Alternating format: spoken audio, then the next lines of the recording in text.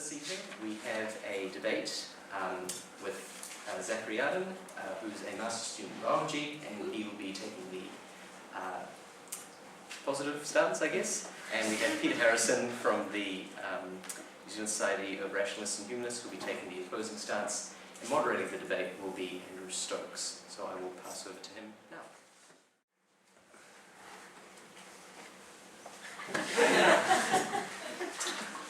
Right, so does the Christian God exist?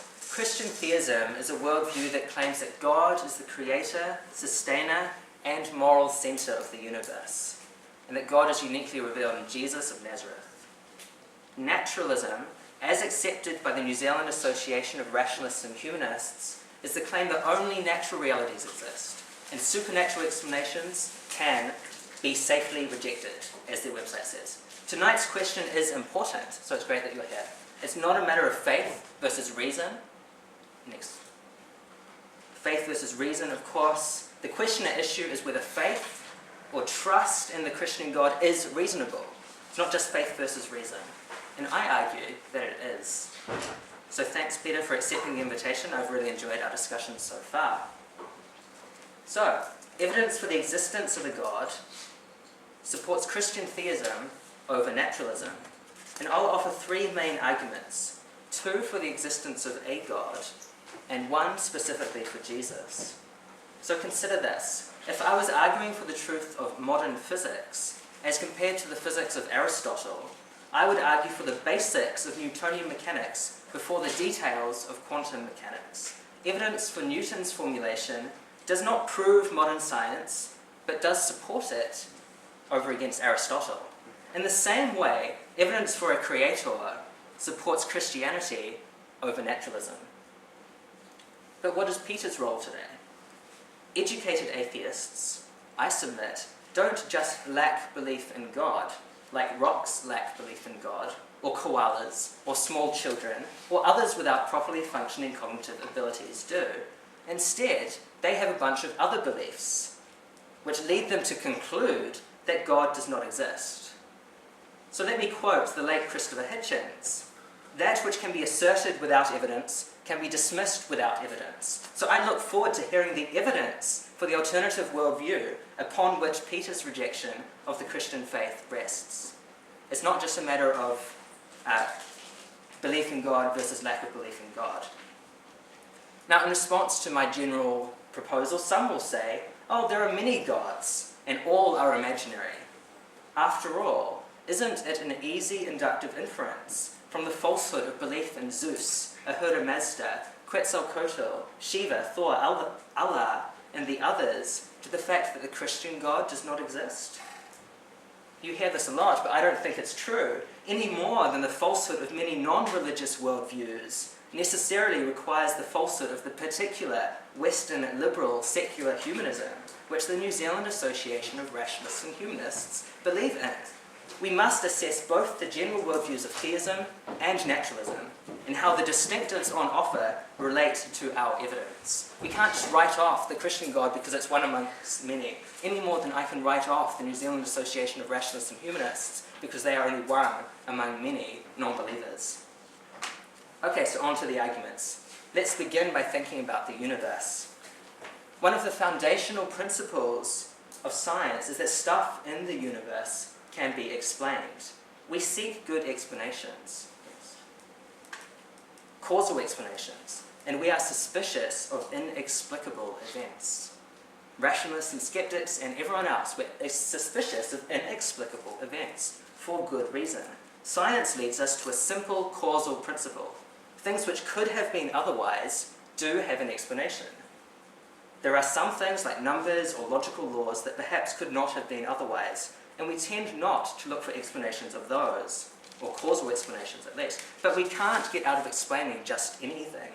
Physical events do deserve explanation, lest we let apathy or fear win over scientific curiosity. But everyday observation and modern cosmology lead us to the conclusion that the physical universe could have been otherwise. There could have been no universe at all, or it could have been very different. If you hold to one or more, next slide, of any of these things, you should agree that the universe is contingent. Back to that, the suggestion is that scientific realism has this implication. If you're not a scientific realist, well, there's some things that you might want to be careful about. Next slide. If you hold to any of these three things, then you should agree with me. The universe is contingent. 1, it's possible that the universe could end. The universe could cease to exist. Or 2, the universe had a beginning in time. Or 3, the fundamental physical laws could have been otherwise. Any of these things and the universe is contingent, they're all plausible, therefore the universe itself is contingent. But contingent things cry out for an explanation. Physical reality cries out for an explanation beyond itself. Secular humanism is associated with a strong reliance on the findings of science. But one foundation of science is the conviction that we can reason to unobserved causes. It is this kind of reasoning that bridges the gap between mere data, stamp collecting, and true scientific theorizing. Applying the causal principle to the entirety of the physical universe as another contingent thing seems to require that the universe has a non-physical cause, thus undermining naturalism. And note, at the foundations of science is not just causality that fits better with Christian theism. Christians believe that the most fundamental level of reality is both rational and relational, that the universe has a personal source. As such, we expect not a chaos, but order, and having been made according to the likeness of this universe's creator, we can hope for comprehension of its physical structure. Naturalism, in contrast, sits in uncomfortable tension with the rational and law-like nature of our universe. Next slide. How about ethics? The Christian faith is associated, of course, with various ethical claims. Essentially, God is the proper focus of our moral lives. Christian theism grounds moral claims in the character of a God who is relational, whose nature is self-giving love. The doctrines of the Trinity, of creation in God's image, and the incarnation of Jesus, and the hope of physical resurrection ground particular moral realities. They have real consequences for how we should live. Now, secular humanism, too, is associated with moral claims. And these claims are often, don't get me wrong, they are often highly commendable. Having borrowed ideas honed by centuries of Christian theological thinking, perhaps this is not too surprising. But, unfortunately, the naturalism underpinning the rationalist worldview introduces serious tensions in the moral sphere. Peter acknowledges this, and as I understand, denies that there are such things as moral facts. If naturalism is true, then there is no objective way in which humans are meant to function.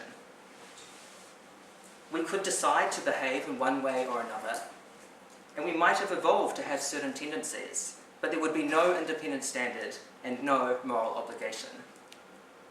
But yet, even if there were some way in which we were meant to function, without any intentionality behind the universe, there would be no guarantee that our moral beliefs track the true ethics. In the real world, though, the one that's not constrained by naturalism, there are at least some moral facts about human beings. There are morally good and bad ways in which human beings can be treated. And as moral agents, some things are, as such, obligatory upon us. Next slide. This will follow, next slide, if you accept either of the two following statements. 1, we have an obligation to take into account the interests of others. Or 2, moral progress over time in human society is possible. There can be movement towards a moral ideal. If either of these things are true, then there is an objective moral standard. Interestingly, text on the New Zealand Association of Rationalists and Humanists website, subsection morality, supports both A and B. They are committed to moral realism. Secular humanists tend to live as if human dignity transcended cultures and time points, as if there were some way that we're meant to be, and as if praise and blame could justly be attached to our actions. We all live as if humans have real intrinsic dignity, as if ethical claims had a transcendent, personal, grounding source. To deny this is to deny many claims that humanists hold dear. It also, as we'll hear later today, limits the kind of critiques of faith available to the atheist. It won't be a cogent move to follow Richard Dawkins and deny moral realism on one hand, then go on to give an external moral critique of the Bible.